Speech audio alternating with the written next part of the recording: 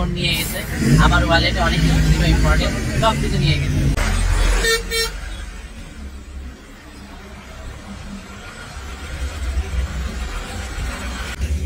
গাড়ির কাঁচ পুরো ভেঙে ফেলেছে, পিছনের কাঁচও ভেঙে ফেলেছে।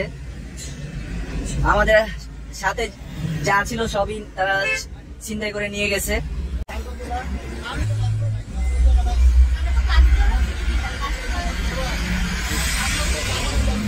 আপনারা এই মুহূর্তে দেখতে পাচ্ছেন আমাদের গাড়ি বহরে হামলা করেছে। আমরা বান্দরবানের উদ্দেশ্যে রওনা হয়েছিলাম। আমাদের গাড়ি এখন আমরা থানায় পৌঁছাইনি, পুলিশ আসছে।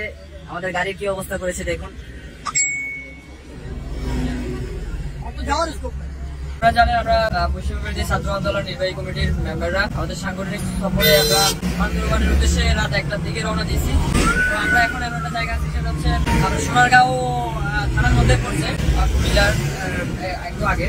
আমাদের গাড়ি চলতেছে, এখান থেকে আসলে গাড়িগুলো একদম স্লো চলতেছে। এমন অবস্থা হুট করে দেখলাম কয়েকজন ছিনতাইকারী, তাদের 6-7 ছিল এবং হচ্ছে কাপড় বাঁধা, এরা মনে হচ্ছে লাফ দিয়ে এসে গাড়ির যে কাঁচগুলো ভাঙা শুরু করছে, তারপরে তুলে রাখছে।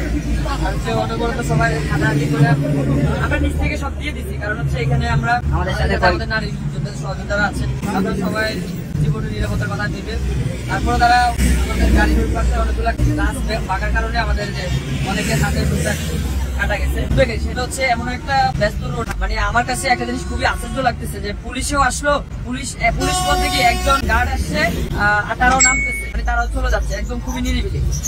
সামনে আরো হবে যদি আমাদের প্রশাসন যদি এখানে যদি স্ট্রাইকে কোনো মুভমেন্ট না করে, হাইওয়ে পুলিশ যদি ভালোভাবে দায়িত্ব পালন না করে, আজকে আমাদের এখানে সবাইকে ওরা বেরোও যেতে পারতো। তো আল্লাহ আমাদেরকে বাঁচিয়ে রেখে আমরা আলহামদুলিল্লাহ।